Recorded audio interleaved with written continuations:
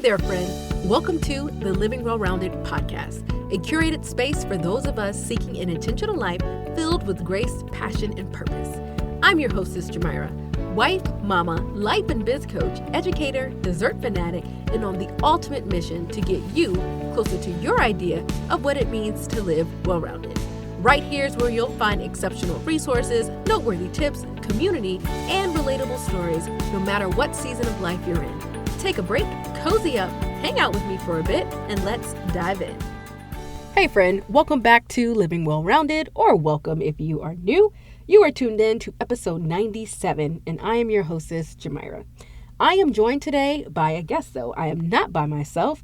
I am joined by a woman that I have admired from afar for years at this point. And what I admire about our guest is that she has decided to do business in a way that fits her family and her version of living well-rounded, which I am all about. Today, I am sharing some space with Shay Cochrane, and she is just a wealth of knowledge, which, I always try to bring you the best of the best with our guests, and she definitely delivers on this episode. And that's because she shows us and tells us how she is able to do business in a way that makes her business profitable. It makes it so that she is available to her family and, more importantly, to herself. So I want to read Shay's bio, and then we are going to welcome her to the mic. As a commercial photographer and a product stylist, Shay's clients span the globe. Brands like Sugarfina, Pure Fiji, Truffle Bags, and Simplified Planner, to name a few. But powerhouse female entrepreneurs like Marie Folio, Jenna Kutcher, and thousands of others know and love her for her Social Squares membership. And this is where she puts her years of work as a commercial stylist and photographer into a highly curated stock image membership. Her vision is to enable more women to find greater success sharing their ideas and businesses with the world, and she manages to do this in just a 16-hour work week. Crazy, y'all. She has been married for 15 years to her fellow entrepreneur husband, Graham Cochrane, and they call sunny Tampa, Florida, home, along with their 2 daughters. Let's welcome Shay to Living Well-Rounded. Hi, Shay. Welcome to Living Well-Rounded. I am so excited to chat with you. I've been a fan of yours forever and ever. And so to have this time with you means everything to me because I know the audience will learn a lot from you and will be inspired. So before we dive into the interview, do me a favor and introduce yourself.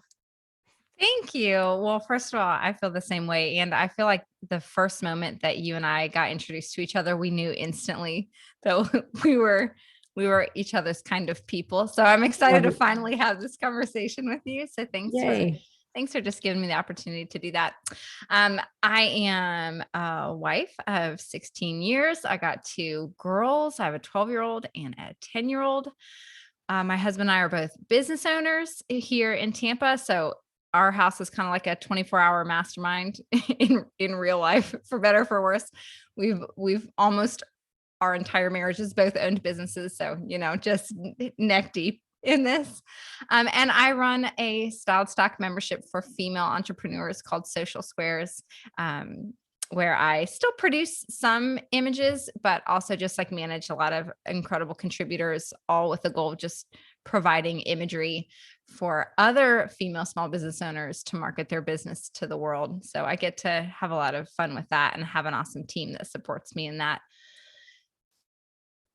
I love it. And it's funny because I swear we're right neck and neck. I have an almost 12-year-old. Well, she'll be 12 by the time people listen to this. This will be 14 years of marriage for me. And for my household, we are 100% commission based as well. So my husband always says you eat what you kill. So we're always out there trying to figure it out so we can keep a roof over our head and just live the dream. And, it's a beautiful roller coaster ride, but I wouldn't trade it for anything. It's the best. It's the best. And so you mentioned that you and your husband both have businesses of your own. And so what I have learned from you over the years is that you work hours that would traditionally be considered part-time for some people.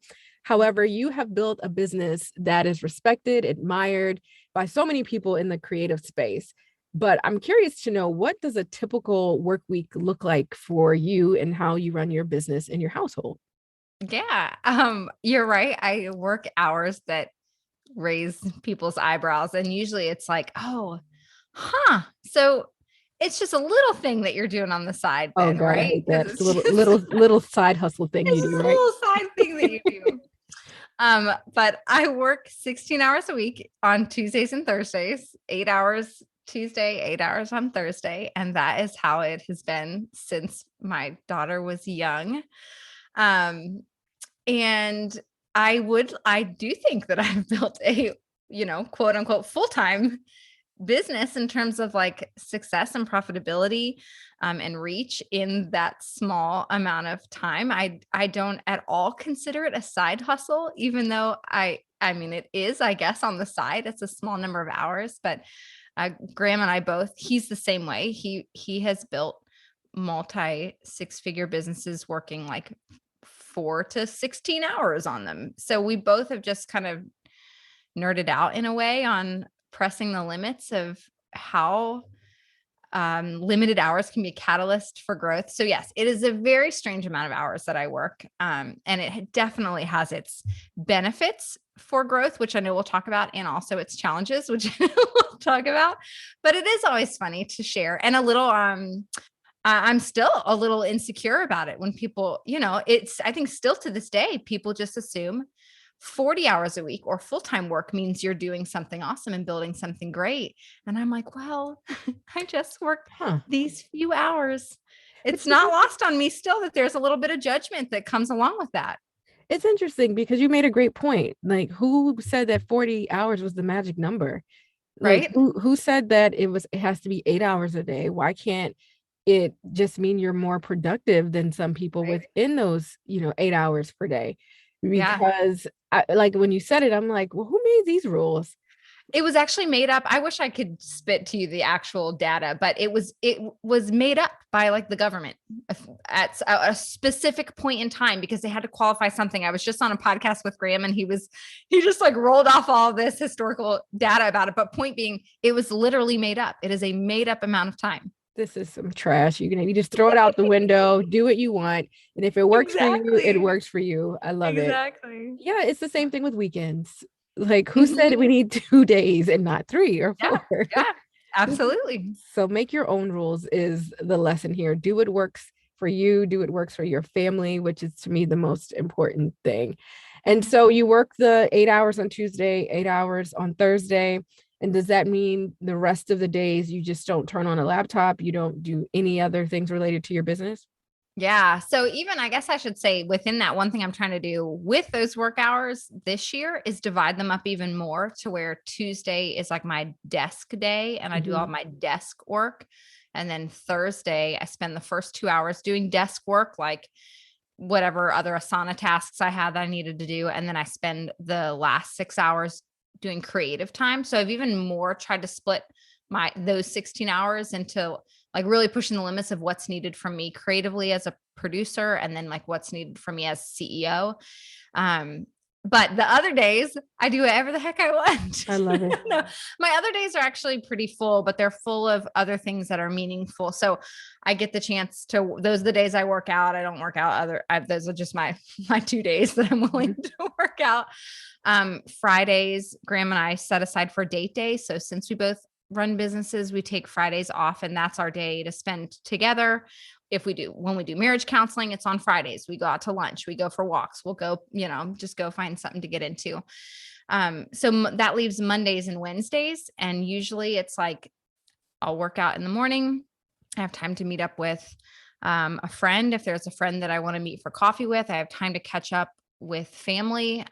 My brothers and I have a Vox channel. Like that's my day, or a Marco channel, or like that's my day that I'll catch up with them. That's the day I'll catch up on Voxes from friends and just try to like pour into those other friendships. There was a season when I was helping with executive operations at my church and I was doing that on Mondays and Wednesdays. But then a lot of days I don't have anything that I have to do and I'll just go sit outside or I'll go get a massage or I'll go for a walk or I'll take a nap or I'll do laundry, like take care of, I actually love cleaning my house. So like I'll clean my house on those days so I don't have to do it in the evenings or on the weekends. Like it gives me the margin to not only pour into friendships Also, it gives me time to do hobbies if I want to, garden or something like that. But it gives me the chance to pull what would typically have to happen in nights and weekends with your kids, with your husband, and just gives me a chance to like take care of some of that stuff during the day. So yes, to your question, I don't open up a laptop or get any notifications, like work related notifications to my phone or anything like that. I really do try. It's not perfect, but I would say it's like 90% that I'm able to completely not touch work on my off days, really, because I'm just busy doing other stuff that I love. It's not like I'm sitting around like, man, what in the world would I do? I love it. You are the walking definition of living well-rounded for us in this community, because you are very intentional with your time. You're filling your cup with things that matter most to you. You're Yeah. being intentional. It's amazing to hear that you have allocated time for all of the things that make up your well-rounded life. So I love that so much. And so why did you decide to shorten your work week, or push the limits, shake things up a bit? What was it that made you want to do that?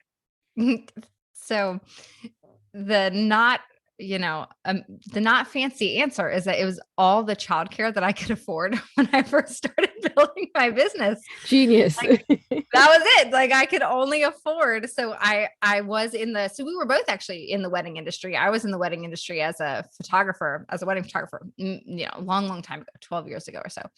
And that was just exhausting and in conflict with, I had just become a new mom and was still trying to maintain work at the level that it was pre-children. Also, my heart then is torn in two, because I did love work, but now I have this new child and I want to love becoming a mom, and I want to love that season also. So very quickly, I realized that I wasn't going to be able to do both of them at the same time. Like some women are able to like hold a child and write an email, and they can just kind of jump back and forth between those two worlds. Some people do a great job at that. And so they choose to have those things be very blended. I don't. I have to like really compartmentalize them. And when I don't, if I try to do them both at the same time, what I found right away was that I was resenting being a mom instead of resenting being a business owner. Because those early days, I mean, it was a long time ago for both of us, but when you're Yes. nursing 10 hours a day and changing diapers and like not having adult conversation, and you're just pouring yourself out and you're not getting a whole lot back for it, it felt way better to be like a successful business owner and talking to other adults. And that was way more in the short term satisfying and affirming and validating than like changing another diaper. But I knew that my heart was for being a mom. I wanted to be a mom. I didn't want to resent my daughter. I chose to have my daughter. Like, I'm so great. I was grateful to be a mom, but I found myself in the moment, I didn't default to resenting the client. I defaulted to resenting that I had a baby here that had needs.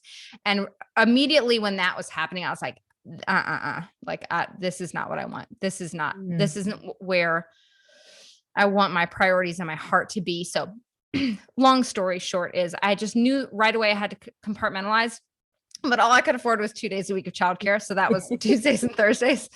And then that morphed into, the preschool that was offered there was a 2-day a week option. So I put her in that, and then had to get a sitter for my other child at one point in time. And it just has always stuck, the Tuesdays and Thursdays. So now my kids are both in school. I could work 5 days a week if I wanted to. And everyone says, oh, great. Now that your kids are in school, I mean, this is a few years ago when the youngest went off, are you going to start working more than 2 days a week? And at that point, I really did get a choice. Like I could work every day of the week if I want to, but the 16 hours now for me represents the amount of time that I need to invest in all those other things that I love. Like I really do need that Monday and Wednesday to invest in those other things that I love. And then I really do need that Friday to invest in my marriage and time together with him. So, it also is just like the boundary line that keeps me loving work and not, getting burnt out by it, or because I go real hard in those 16 hours. Yes. Like you can imagine, like it's very focused work. So it keeps me, the 16 hours is like the sweet spot for me that I don't burn out. It's also still the sweet spot where I can turn it off, which is really the goal for me, is like when I'm out of it, be all the way out of it. And I've found if I try to work any more than that, especially if I did like a little bit of work every day, I'll go 150 miles an hour mentally in the work direction. And it's super hard for me to be present as a mom and not be on my phone, not be on Slack, not be on computer if I even like touch it a little bit. So the 16 hours now is just like a chosen boundary that keeps me able to be fully present in work and then able to be fully present in the rest of my life on, Monday, Wednesday, Fridays. It's great that you know what your boundaries are, because I think a lot of people struggle with trying to determine how many hours. And again, for us over here in Well-Rounder community, is it's being present. So if you're going to be hanging out with your kids, be hanging out with your kids. Don't have your phone on your lap. Don't scroll emails. And for us, it's funny, Tuesday is our date day. And with that, it's intentional time. And we're always reminding each other, like, stay off your phone. We're gonna, do things that just enrich the marriage. But even if you're a person and you're listening and you're not a creative and you don't have a business, but the goal is always to just be intentional with your time, carve out time for what matters most, figure it out how you can be more productive so that you can make time for the things that you really want to do. And it's interesting, you said something about hobbies. And, I asked my friends a couple months back, I'm like, so what are your hobbies? And everyone's like, hobbies? Do I get to have a hobby as an adult? Does laundry count as a hobby? Yeah. Children will have hobbies and they're into activities and clubs, but as adults, sometimes we lose that. And so I'm also just trying to encourage more people to pick up a hobby, do something that brings you joy, learn a new task or something else. And, it's great to hear that you are doing hobbies and doing things that feel fun and refreshing and not just work, work, work, mom, wife, wife, wife, but things that fill Shay's cup as well. Well, and to be honest, like I tend to measure a day even now based on productivity, and I'm really trying to work on that. I'm like literally working with a coach on that specifically. And I'm just kind of starting to learn a little bit more about the role of play in just our overall like, psychological health, but also as business owners, like the level of content that we're able to produce and the way we're able to show up if we open up areas of our brain for play. So I'm not great in the hobbies department. I'm like actively trying to carve out margin for it, because the little bit that I've learned so far is that it's actually like really a lot more powerful than we think. And as adults, we just don't do it. So ask me in 6 months if I've like firmly developed a hobby, but I have the very least carved out time for it, and know that there's something to this, like me being able to be a better wife and mom and CEO has something to do with whether or not I have any like playful outlets. So anyway, more on that. We'll see. 6 months. Okay. I'm putting it on my calendar. Check in 6 months, see what you whipped up or created. See if I'm playing. Or all the things. So if someone is listening and they're like, man, this sounds great. I have my business. I'm actually working way more than 40 hours. I'm in the trenches. What advice could you give them to actually maybe start to implement some of the things that you've been able to do? Yeah, that's such a great question. That is the question, right? So I think it starts with, and you mentioned this earlier, it really starts with deciding would be step one. What is your vision for work? What do you want? What does your family want? Like, how often, and very specifically, just, I don't mean like, we all come up with a vision of like, oh, I want to hit this revenue goal, or I want to, reach this point in business. But I think most of us as small business owners let our clients or the industry dictate how many hours we give it. We just assume, okay, I'm just going to open myself up to do it, and I'll take all the work that comes and I'll be available whenever I think everyone else is supposed to be available and that kind of thing. We just operate based on a lot of assumptions without deciding, I want to work 3 days a week or 4 days a week. I want to work in 4-hour periods of time or 2-hour periods of time. I want to do it all in 2 days. I want to do it, in the evenings, in the morning. What's so beautiful about being a small business owner is that you have the opportunity to choose. But what happens usually is that we leave a 9 to 5, 40-hour week job only to work 24 hours a day, 7 days a week for ourselves. We become an even a meaner boss than our old boss was, because we don't even let ourselves take vacation. We take our laptop with us. Like, it's so crazy, but we're like, oh, but I love what I'm doing. And I'm doing it for myself, but we're not deciding. So I think step one is deciding and talking to, if you're married, talking to your spouse. If you have kids old enough to speak into it, get their input too, talk to your friends, but decide for yourself, what days of the week do you want to work? What hours do you want to work? Do you want to take vacation? How much vacation? How frequently? Do you want to take a week off every quarter? You get to decide that. Do not tell yourself the limiting belief that you cannot determine your hours and still be successful, because 100% you can. So step one is deciding. And it's just amazing how many of us don't decide. And so everything else just decides for us, and we become the victim of it. So step one would be to decide. Number two, I think step two would be identifying. And I kind of think of this as like giving yourself permission to start from scratch. If you were starting over today as a business owner, what would you do and not do? If you're like me, I tend to just do certain things because I've always done them. So I have some assumptions in my head that it has to be done. Oh, I have to answer email. I have to whatever. I have to put out this amount of content a week, or I have to, whatever it is in your context. I think it's very interesting to every year at least say, if I was going to rebuild this over again right now, today, what would I include and what would I not include? And then the more strategic layer to that is doing some kind of like 80-20 analysis of your business, if you do already have a business, because what has already been proven by smarter people than me is that 80% of what you're doing is really only contributing to 20% of the wealth, which is crazy, of the revenue that your business is bringing in. So only 20% of what you're doing is actually generating 80% of the revenue, right? So that's Pareto's principle. So if you give yourself a moment to get down to the bottom of what is it that I'm actually doing that's generating revenue, and then how can I get rid of the rest, delegate it, just delete it entirely, automate it. What can I do with that other 80% so that I'm just doing the 20%? And then you can begin to build a business just around that 20%, which I would argue is not a limitation on growth, but actually a catalyst for growth. Because if you have 40 hours of work, you're going to fill that 40 hours. They're not all going to be with revenue producing items.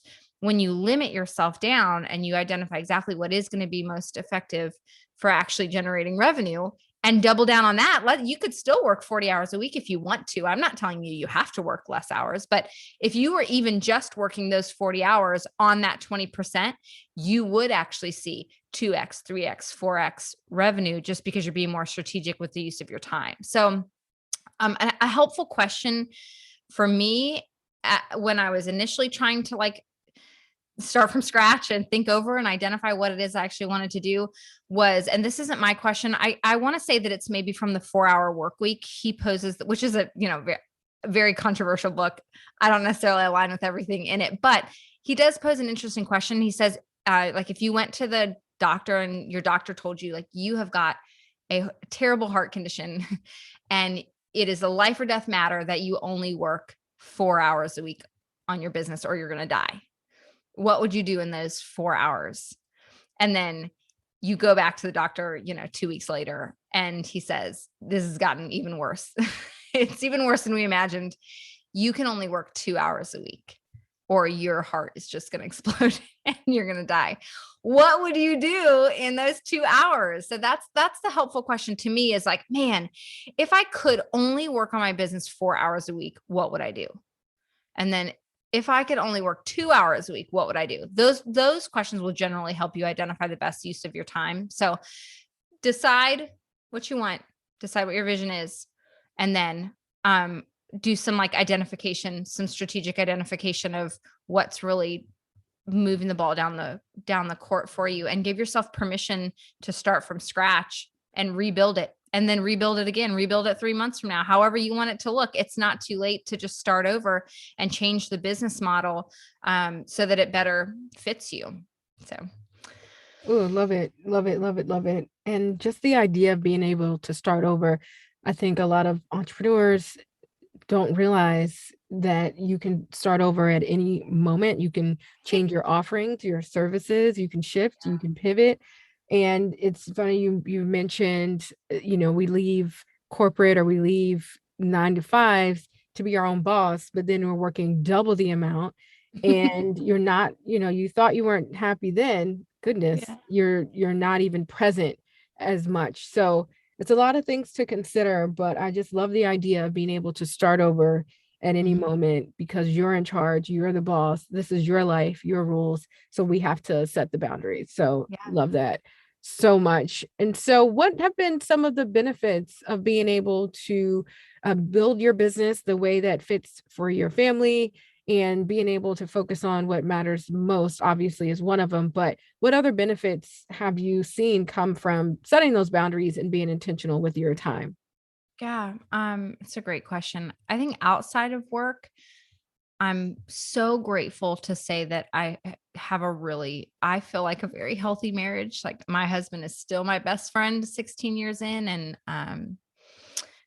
I think that's because of setting aside that time and saying, like, this is a priority for us. So we're going to make it work. And it couldn't always be a date day. It used to have to be a one day a week, evening. But now, and because we both own businesses, it can be an every Friday thing. So I think a healthy marriage, that also has to do with being present in the evenings, like being present on the weekends. I mean, we don't really like to talk about this a lot, but a lot of us, and I have been there also, will use work to escape situations that feel hard, right? Sometimes it is easier to sit next to our spouse and answer an email where we feel, comfortable and validated than like turn and do some of the hard work that marriage requires. The same thing's true with parenting. It's easy to use work as an escape tool, instead of like diving in. But I think when we do dive in and are intentional in those areas, then those relationships benefit, and then our joy in those relationships benefits, right? So I think a healthy marriage has been a result. I think healthy family rhythms, we get to enjoy a lot of healthy family rhythms just because we're here. We get to be here for breakfast. We get to have family dinner around the table. Still, I'm gonna hold on to that for like as long as Same possible. here. Yes. Family dinners around the table. I think self-care has been a benefit. Like I do have time. I can go for a walk. I can go for a run. I can go to the gym. Um, Relationships, friendships, like being able to still cultivate friendships um, that just take time, like be off of social media, like real time, FaceTime, across a cup of coffee for lunch. Like those relationships just take time. And the same thing with like extended family. I have sister-in-laws that I love, and I have siblings that I love that I'm trying to build relationships with. So I think outside of business, there's nothing but benefits Mhm. from Yeah. giving those things more time and attention. But even inside of business, I think kind of like what we were just talking about, I really do think that there is that limiting yourself and creating boundaries can actually be a catalyst for higher profitability and more revenue. So I don't think it's just, oh, the noble thing to do is to sacrifice profitability and business for all of those things. Although I would argue that that is right and good and true, but I don't think they're not mutually exclusive. You can actually be very strategic with your time and be very disciplined and see exponential growth as a result of those limitations. So I think really everything just stands to win That's from good. intentionality. No, that's so good. And a lot of great points that work is work, but outside of work, how healthy is your marriage? Mhm. How are your friendships? How's your spirituality? How's your health and all Yeah, the things? like, do you have So, even time to eat a real meal? Like, yeah. I don't know about you, but on my work days, I struggle to eat because I'm just head down. Yeah. I'm like every other small business owner, I'm in it. So even just to go grocery shopping and buy better food for my family to eat so that I have time to cook, like there's just so many benefits. No, that's so good. So good. Before I forget, I wanted to let you know that while we are on a brief hiatus from this podcast, I will be polishing the details on a project that I am super elated to bring your way this summer. This podcast has always been my go-to spot to share my tips and the best tools for living well-rounded. However, you know I'm always trying to level up and raise the bar. Thus, I've been working behind the scenes to roll out a product and service suite I am dying to share with you. Head over to jamira.com/waitlist and join the waitlist to unlock access to our VIP list. The VIP list grants you access to bonus incentives and even more resources to help you curate your well-rounded, well-lived life. So jump on that waitlist, make sure you are in the know so that you are the first to know when we launch our big product this season. I can't wait. jamira.com/waitlist and I will be in touch, friend. And so you mentioned earlier that you have a team of people that you work with. So what team members or tools do you feel are important when you are trying to do all the things and juggle all the hats as a mom, wife, boss, and all the things that you do on a daily basis? Yeah. I wish I had I think what everybody loves to hear is like a list of productivity apps and things like that make balancing it all easier. And I do not have that. I will talk about team because that has been a big tool for me. But before I talk about team, I think two things I would say. These are not productivity apps, but these are things that you have to have in order to have balance and have a well-rounded life. One would be you have to have some time in the morning to set your intention for the day. Otherwise, we will just operate on all kinds of assumptions and we will just react to the whole rest of our day instead of really owning it and taking ownership over what our day ends up looking like. So I think time in the morning, whether that's like Bible study time for you or meditation time or prayer or just sitting quietly, I think a part of that has to be really setting your intention and vision for the day that then fits into like a larger vision for work and life. I still have to do that. You don't ever move past that. Doesn't matter how well-rounded you are. It still is a daily practice that you never move past. So I think that's like a critical tool. And then another critical tool that you cannot download in the App Store is honest conversation with your spouse and friends. There's just not an easier way to go about this. But I think in order for this to happen, you have to be willing to have honest conversation with yourself and honest conversation with your spouse. Let them speak into it and your kids. Oh, it's so painful. Like, kids, what do you guys think about the amount of time mommy and daddy are on their phone? And then sit and listen. Like, we have very open lines of communication, Graham and I, about work, and we still get our feelings hurt and we still get defensive, but we have established that if one of us is working past 5, like they're going to get some like side eye from the other person. That's not like, this is not the norm. This is not the agreement. What are you doing? Not the agreement. So honest conversation would be the other free app available in your life. But back to the question of team, I 100%,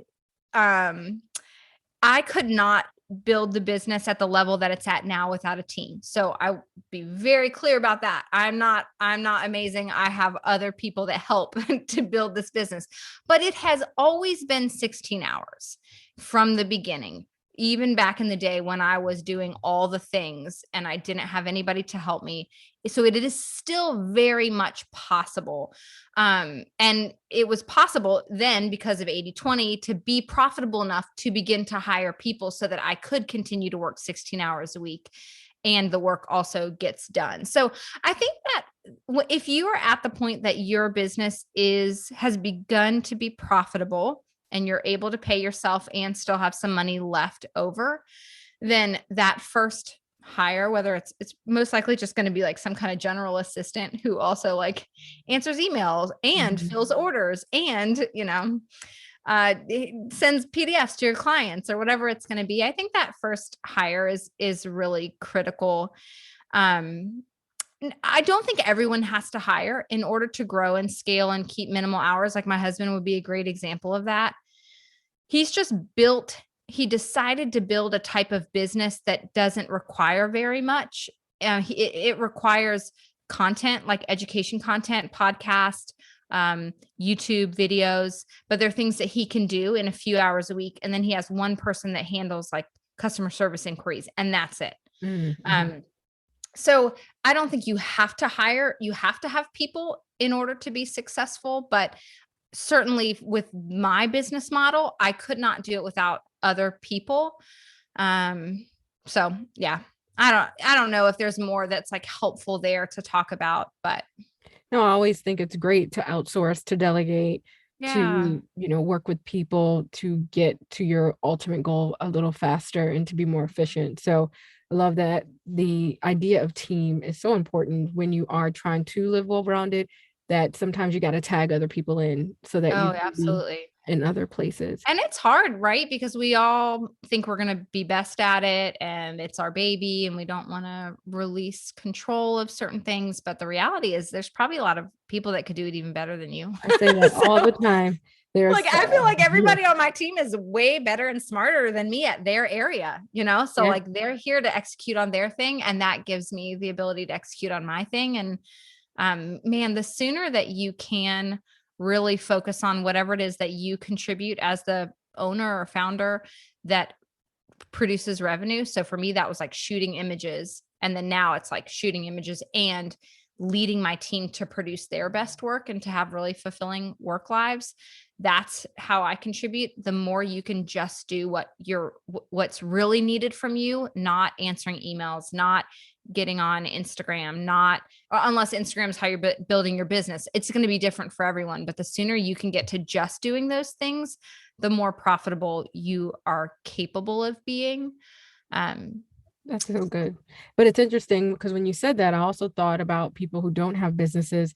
Let's just say a mom, the more you can delegate, the more you can hire out or, get cleaning Yeah, service or grocery delivery, absolutely. you can be more profitable and pour into your family. So Yeah, relationally profitable. Absolutely. so hiring people, building a team that supports your household is Yeah. also another way, to make it happen. So Oh, like anyone can sweep your floor, but not anyone can parent your child, so right? true. So like someone else can prep your food if that means like going by, swinging by and getting a pre-made meal. Like someone else can prep your meal. Right. No one else can sit down and have that like after school conversation with your daughter about like that friend situation that came up during the school day. Like no one else can be married to your spouse. So there's like a Mhm. few things that really you have to show up for, and then there's a whole lot of things that either don't really need to be done in the first place, or we can let our standards drop a bit, or you can get somebody else to outsource it. That is so true. And it's a reminder for myself as well. Like it may not be done the way I would have done it, but done is better than Yeah. perfect at a lot of the time. And so from your personal experience, what have been some of the challenges of putting family first and all the things we just talked about? Yeah. A few things come to mind. One would be that you are going to disappoint people. Mm, You're going to disappoint customers. You're going to disappoint clients. You're going to disappoint team members when you decide to put family and other things first. But you get to choose who you're going to disappoint. You can disappoint your clients and customers. You can disappoint your family. And I think a lot of times we'll just go ahead and disappoint our family, like we'll disappoint or ourselves, like we'll disappoint ourselves. We'll withdraw out of what we need. Um, we'll disappoint our husband, we'll disappoint our kids by not being able to make it to that thing. And we'll choose to not disappoint the client or customer. The reality is you are going to disappoint people. Like I disappoint my team members when they try to slack me for help on a non-work day and I don't get back to them. I'm sure they feel a little frustrated, like, I'm working right now and Shay's not working right now. But I'm trying not to disappoint the people that like I have been put on this earth to like really be in relationship with. So you're going to disappoint people. That's just a challenge. And ideally, there's a way that you can attract the right customers and clients that are in agreement with your vision for life and are aligned with you. So I don't think that's a huge barrier, but you're gonna disappoint people. You're not gonna be able to be everywhere. I think also you do have to, if you're gonna limit your work time and you really want to be present for these other areas of life, you are gonna have to limit you're not going to be able to be everywhere. You're not going to be able to do everything. So if it really matters to you that everyone knows your name and that they think you're awesome and that you're speaking at every conference or you're on every podcast or you're, on every social platform, then it's going to be hard. You're going to really struggle with feeling left behind and feeling out of the loop and feeling uncool. Maybe I'm just me projecting all of this onto your audience, but to a certain extent, I kind of live under a rock. That's how I feel. I don't know all the cool things. Like I don't know. I've never been on like half the social platforms that exist now, but I don't really care. I just get so, like it's vanity metrics, right? That sometimes we still are after. So I think that you do have to be okay with not being everywhere. You do have to, I have to keep my head down in order to stay focused and stick to those 16 hours a week. I can't get on Instagram and see what everybody else is doing because I'm just going to feel behind and I'm going to feel like, oh my gosh, everybody's passing me because they have more time to do it or they're more, they have more grit to them and they're willing to give more to work.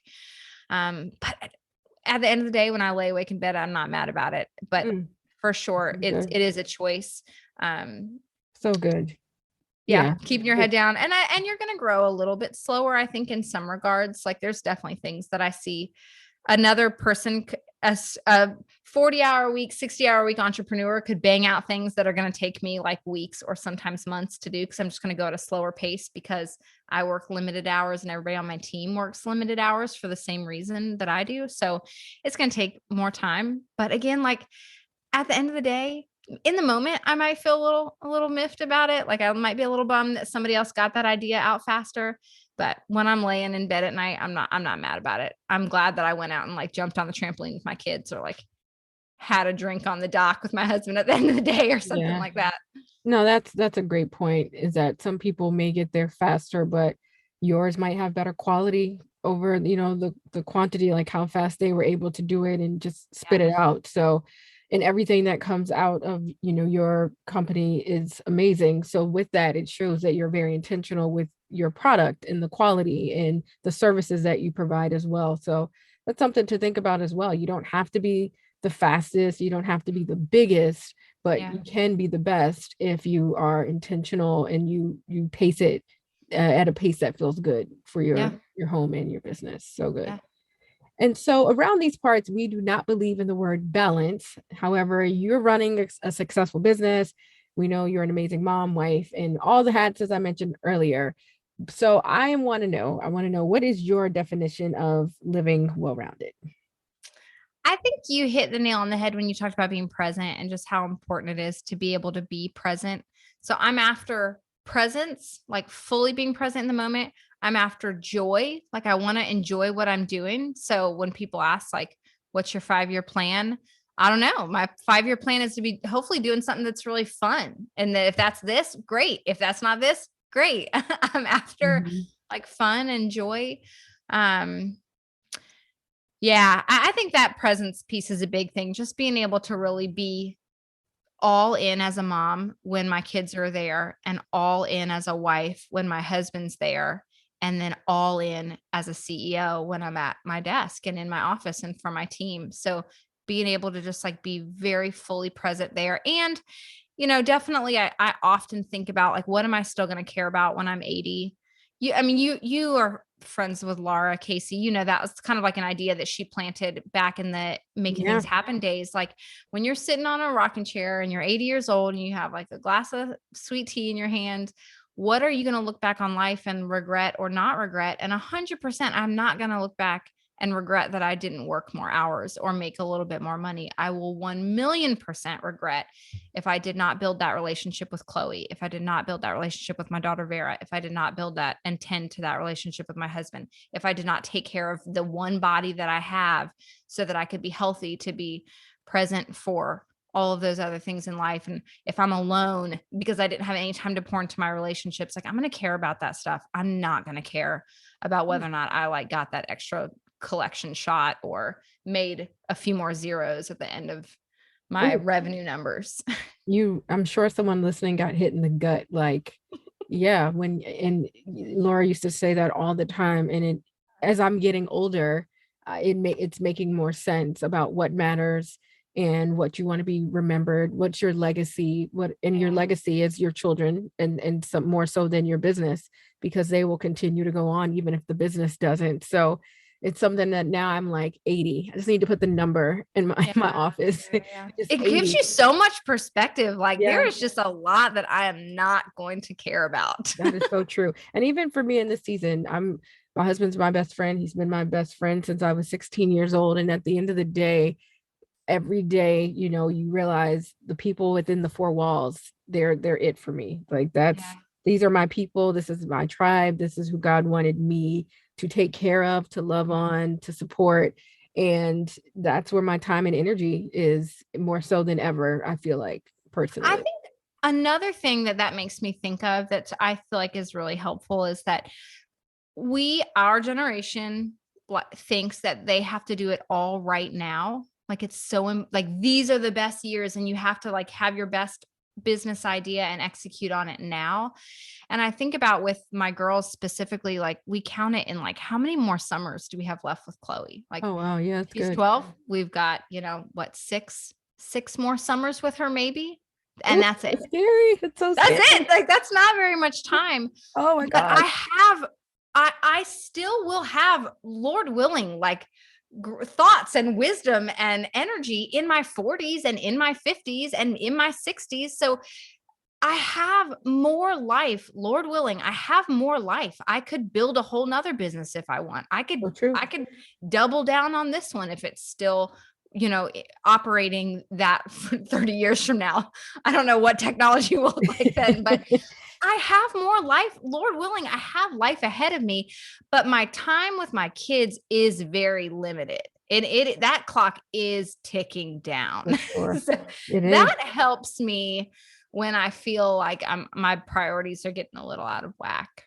No, that's so good. That's so good. And so what are you most looking forward to in this next season of your life? In the immediate season, I think I mentioned earlier, I'm like working with a coach that I heard about through Caitlin. You know Caitlin James? Yes. Yeah. So she has a coach that she's always spoken so highly about. And I'm working with this coach now. And just both my husband and I have really, I think, doubled down on counseling and coaching and just trying to like really undo a lot of preconceived notions and ways of thinking that get us into trouble, and just teasing out that stuff with the goal of more joy, like more joy in work, more joy in relationship.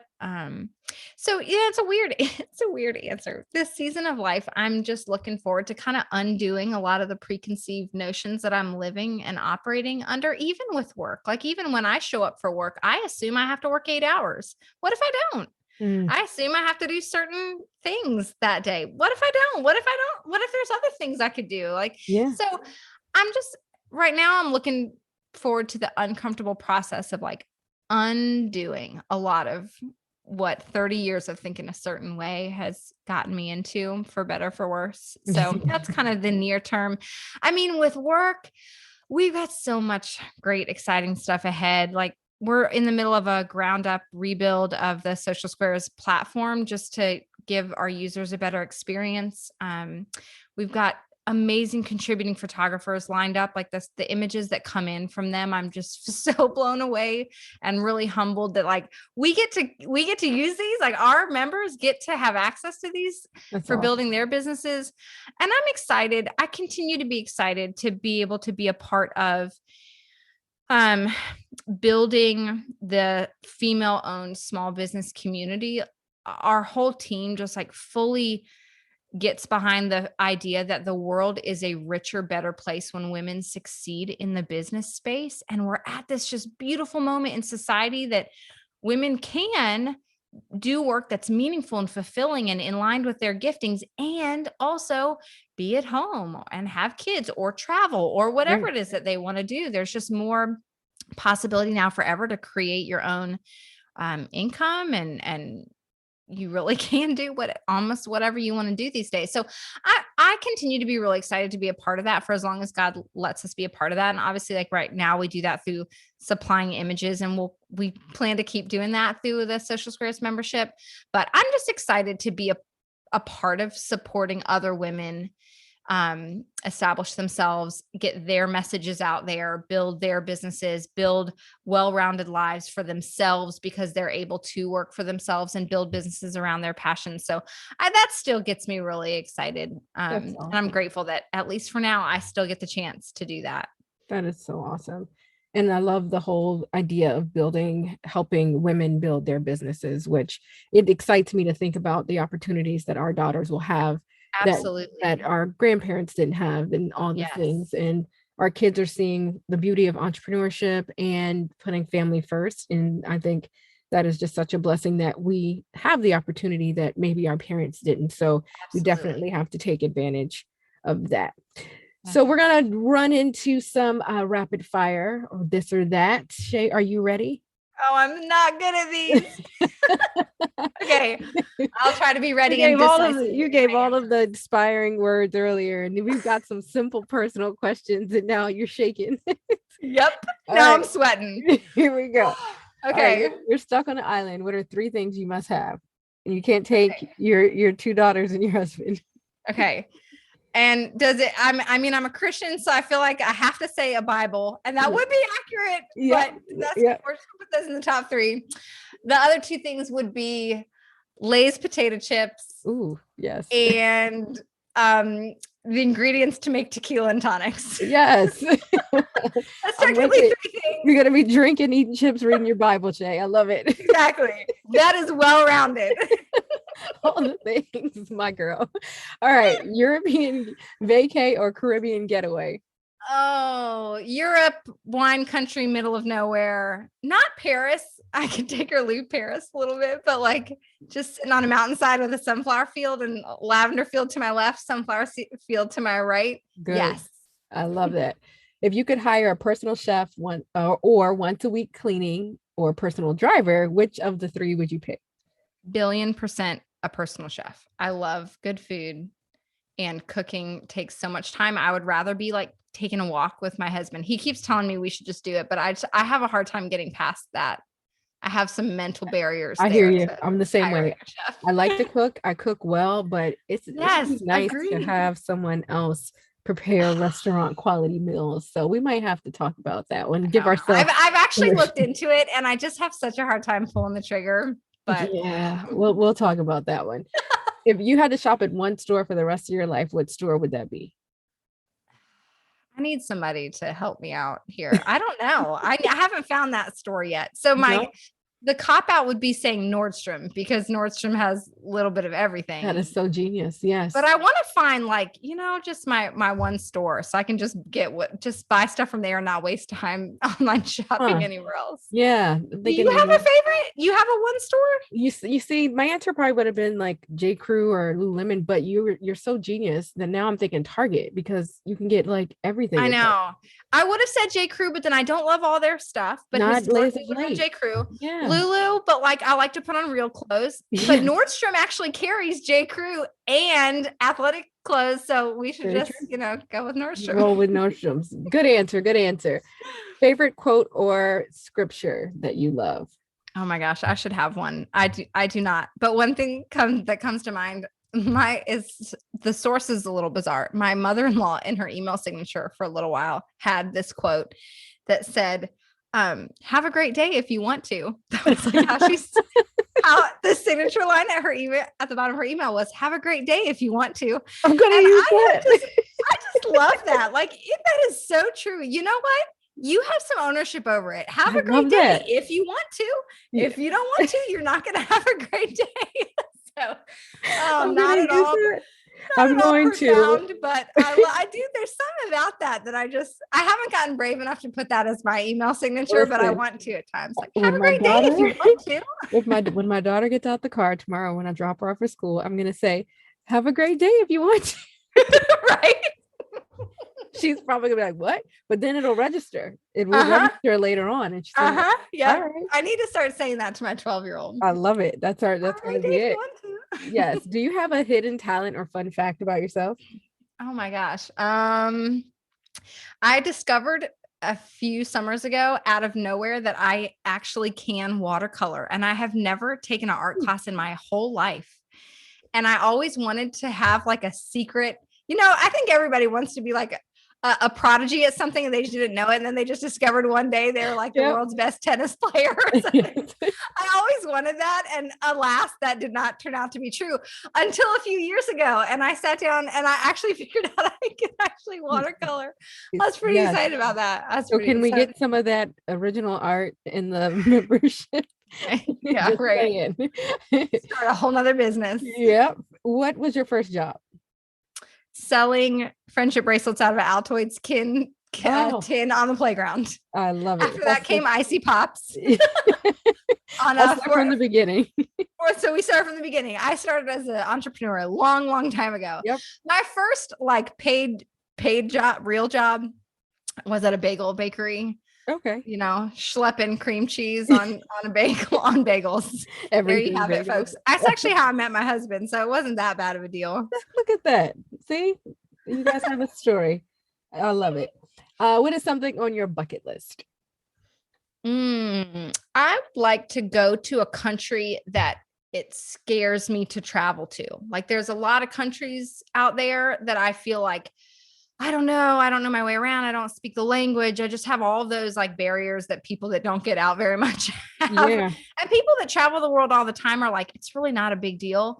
But so I would love to do that. Like go to a place like Dubai or Japan or just one of these places where I don't speak. I know I can, but there really is a real barrier there of I'm just I'm going to get there and feel dumb because I don't know how to communicate so I want to do that. I want to just make it happen someday and not be afraid of it because the world is too big. There's too much out there to see. And, we own our own businesses. We have the capabilities. So there's nobody else holding me back other than myself. So hopefully. I went to Dubai 2 years ago and it was no barriers. Everyone, I always say the people overseas are very much more educated than Americans because they're forced to speak other languages. Yeah. So it was so easy breezy and it was awesome. So that's encouraging. Yeah, it was great. And we love to travel. So I've never gone to a country and felt like, what the heck? I don't know what's going on.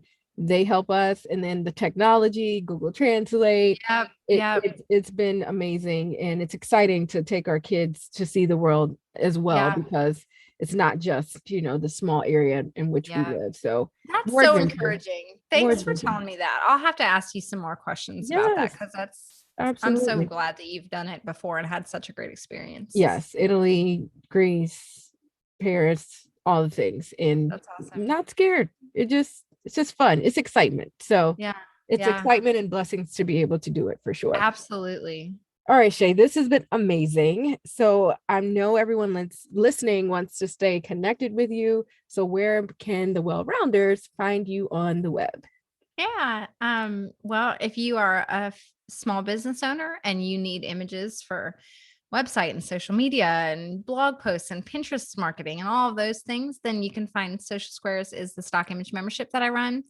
And if you're listening to this, you can go to socialsquares.com/wellroundedlife. And there'll be an invitation to trial the membership for $1. So definitely give that a try. But you can kind of see what we're doing there on the membership there at socialsquares.com. And then you can find me, you can find Social Squares on Instagram at Social Squares. And you can find me on Instagram as at Shay Cochrane. That is the only platform that I am on. I am not cool enough to be on TikTok. I am not on Clubhouse. I am not on Snapchat. I am not on Facebook. I am not anywhere else because I am a dinosaur in the industry. So. I love it. But it works. Bills are paid. It works though. Roof over your head. You guys, simplicity is the key in all of that. Well, thank you so much for your time. I loved every second of it.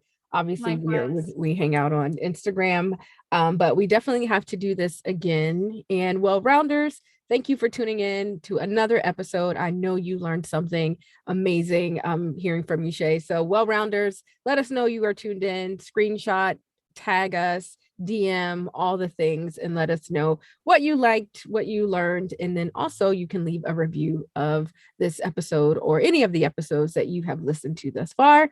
In the meantime, remember to stay safe, stay positive, and to focus on what matters most.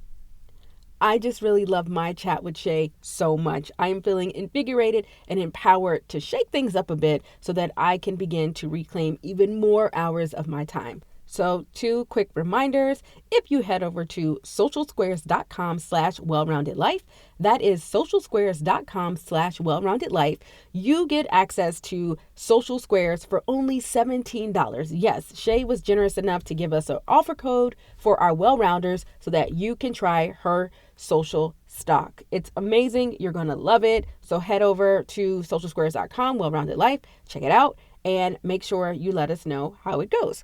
Also, do not forget that you want to join our VIP waitlist for the products and services that we are launching this summer. So Jumeirah.com/waitlist. And again, all of this will be in the show notes, so we have got you covered there. Thank you, friend. Thank you for listening. Go out and share this episode, and we will see you next week. Bye. Thanks for kicking it with us, Well-Rounder. Share this goodness with your squad and drop us a quick review. Get notified of new episodes by hitting the subscribe button. Until next time, seek a well-rounded life and remember to focus on what matters most.